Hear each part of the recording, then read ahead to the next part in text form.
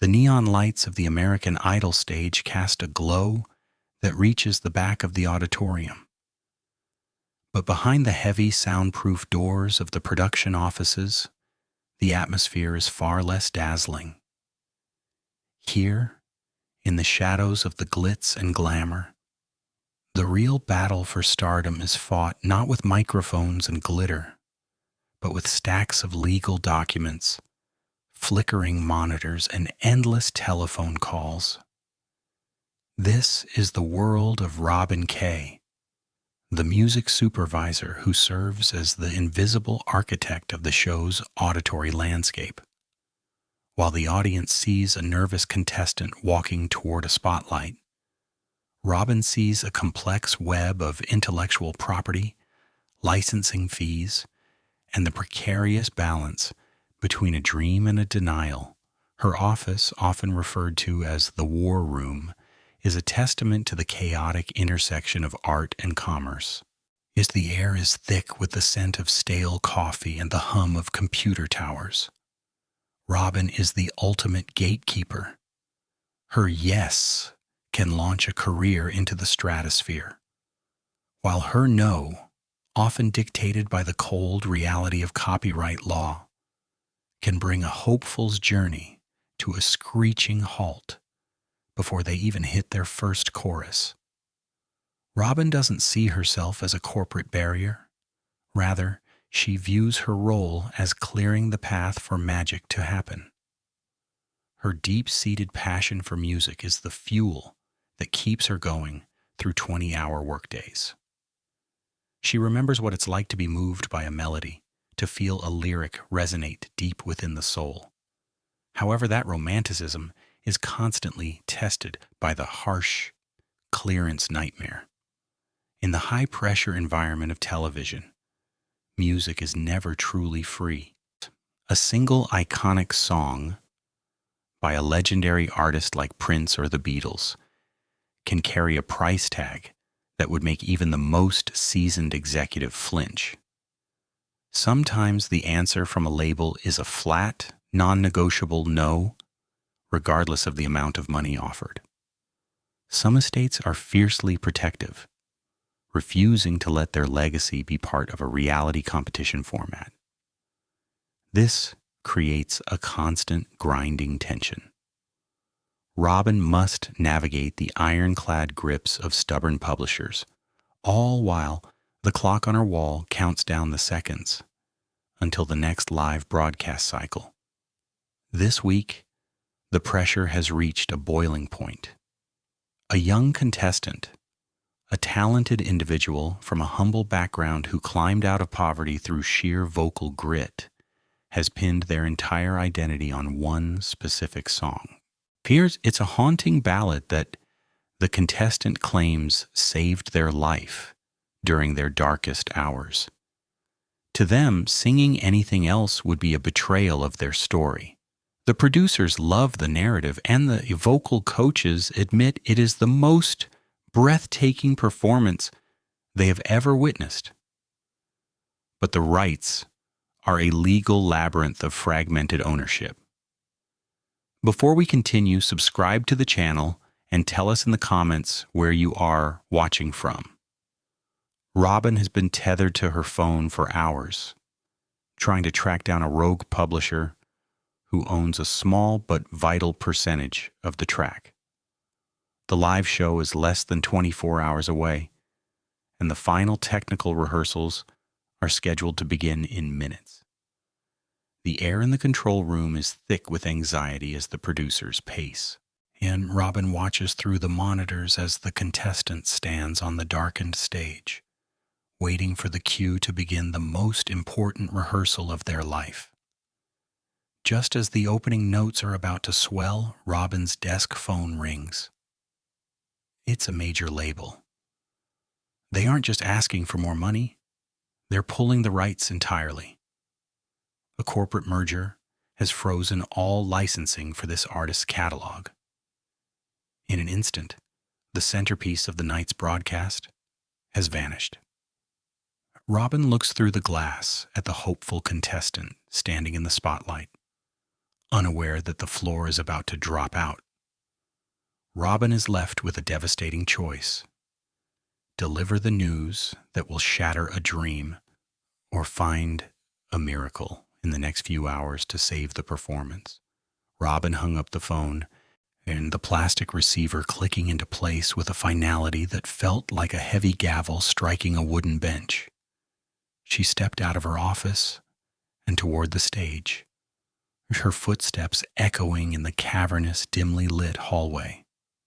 The contestant stood there, a lone silhouette against the cold blue stage lights, clutching the microphone as if it were a life raft in a stormy sea. When Robin delivered the news, the silence that followed was heavier than the music itself. The contestant didn't scream or cry. They simply deflated, their shoulders sinking as the realization took hold that the song, the one that had served as their emotional compass, was gone. This wasn't just about a melody, it was about the narrative of a life, a carefully crafted identity now stripped away by a legal technicality. Robin felt the weight of that loss, a familiar ache that came with being the person who had to bridge the gap between artistic integrity and corporate greed. The contestant's eyes searched hers, looking for a way out. But the legal reality was a wall that no amount of vocal talent could scale. Back in the war room, the battle intensified. The air was charged with a frantic energy as Robin dived back into the labyrinth of music publishing. This was where ego often triumphed over artistry, a place where a song's legacy was measured in royalty points and licensing fees rather than the lives it touched. She found herself face to face with the representative of the publishing house, the greedy publisher, who saw the show's desperation not as a hurdle but as an opportunity for blatant extortion. The publisher's voice was smooth over the speakerphone, his a polished veneer over a predatory demand for an exorbitant fee that doubled the original budget. They knew the show was live. They knew the timing was tight. It was a betrayal of the industry's unspoken code, a high-stakes ransom note delivered in the heat of a production cycle. The publisher's indifference was chilling, treating the contestant's dream like a line item on a balance sheet. Robin leaned back in her chair, her eyes burning from the blue light of flickering monitors. This wasn't the first time she had faced an impossible hurdle. Her reputation was built on these moments of crisis. She remembered the time she had spent weeks tracking down an elusive estate in a remote part of Europe, just to secure a brief clip for a montage. She recalled the legendary clearances she had secured when everyone else had given up, the times she had charmed reclusive rockers and out-negotiated hardened legal teams. But this felt different. The clock was a physical weight now, pressing against her chest. The producers were already hovering at her door, their shadows stretching across her desk, their patience wearing thin as the schedule for technical rehearsals began to crumble. As the night deepened, Robin turned her back on the mainstream hits and began a frantic search through the deeper catalogs. She listened to thousands of tracks, looking for a hidden gem that could replace the lost ballad. She needed something that possessed the same raw, visceral energy but lacked the legal baggage. Hour after hour, she sifted through demos and forgotten B-sides until she found it. A song by an obscure artist that captured the exact same emotional resonance. It was a creative pivot born of desperation. But Robin felt a flicker of hope. She presented it to the vocal coaches, her heart racing as they began to rework the arrangement. However, the hope was short-lived. During the middle of the night rehearsal, the substitute song fell flat. The contestant's voice was technically perfect, but the soul was missing. They weren't connecting with the lyrics. The music felt like a borrowed suit that didn't fit. The producers watched from the shadows of the control room, their whispers growing louder. Robin could see the production's faith in her department slipping. If she couldn't fix this, the most anticipated moment of the season would be a hollow failure. In a final desperate attempt to find a solution, Robin began digging through old contracts and forgotten personal archives. And that's when she found it, a legal loophole buried deep within an ancient distribution agreement from the late 70s. More importantly, she realized the song's primary rights were tied to a legendary songwriter she had assisted during the very beginning of her career. This was the miracle she needed, but it came with a terrifying price. To leverage this connection, Robin would have to bypass the standard corporate channels and put her own professional reputation on the line. It was a massive personal and professional risk that could easily cost her the job she had spent decades building. If she made the call to her old mentor, there was no going back. She would be choosing the magic of the music over the safety of the machine, potentially ending her career before the sun rose over the studio lot. The sun crept over the Hollywood hills, casting long golden shadows across the studio lot as the morning of the live show arrived. Robin Kaye sat in the stillness of her office, her phone gripped in a hand that trembled slightly from exhaustion. The legal loophole she had unearthed was a thin thread leading straight to the legendary songwriter whose influence transcended the petty squabbles of publishing houses. Taking a deep breath, she bypassed the greedy publisher's gatekeepers and dialed a number she hadn't called in 15 years. The voice on the other end was raspy, seasoned by decades of brilliance. Robin spoke with a conviction that came from beyond professional duty. She spoke of the contestant's humble background, the raw power of the song, and the integrity of art itself. It was a high-stakes gamble, a plea for a master to let their work be the light for a new soul. After a silence that felt like an eternity, the songwriter didn't just give permission, and they offered a blessing. The song, a soulful anthem, never cleared for television in its 30-year history, was finally unlocked, opening a door that had been rusted shut for decades.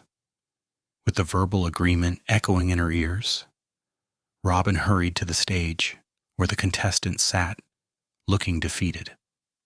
The transformation began in that quiet, dusty corner of the auditorium. Robin didn't approach as a music supervisor. She approached as a creative mentor.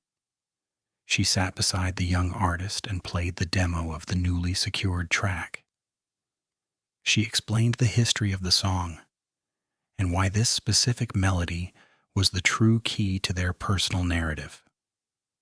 Slowly, the contestant's eyes brightened. The connection was instantaneous. Robin watched as paralyzing fear was replaced by a fierce, renewed purpose. They weren't just going to sing a song, they were going to inhabit a legacy. Robin stayed by their side during the frantic rehearsal, guiding the vocal arrangement to highlight the raw vulnerability that the previous song had lacked. The atmosphere in the control room was electric. The live broadcast was underway, and the clock was counting down to the night's final performance. Producers paced like caged animals, their eyes darting between the glowing monitors and Robin, who stood in the shadows of the wings. The legal paperwork had arrived via digital signature only 7 minutes before the contestant was scheduled to walk into the spotlight.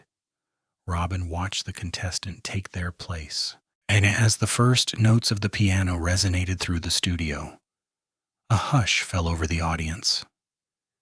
It was a sound never heard in this format before, a piece of musical history being reclaimed. Robin's heart hammered as she watched the monitors. The contestant opened their mouth, and the voice that emerged was transcendent. It wasn't just a performance, it was a career-defining breakthrough that left the judges speechless. The standing ovation that followed wasn't just for the singer. It was a testament to the invisible architecture Robin had built. In the quiet aftermath, as the audience filtered out, Robin found herself in a brief, redemptive conversation. Even the greedy publisher, humbled by the success and the direct intervention of the songwriter, reached out with begrudging respect. Robin had handled the music with dignity, yet proving she was a guardian of the song's soul. The contestant found Robin backstage. There were no words needed, just a brief, tearful nod of gratitude. As the credits rolled, Robin didn't join the celebration. She walked back to her desk in the war room, the fluorescent lights buzzing overhead. The stack of clearance requests for next week's show was already waiting. She pulled the first file, her pen ready, returning to her role as the unsung hero. The power of the unseen hand had moved the world once again, maintaining the perfect harmony between the cold business of law and the pure magic of a song that would live forever in the hearts of millions of viewers watching across the nation on this single, unforgettable night.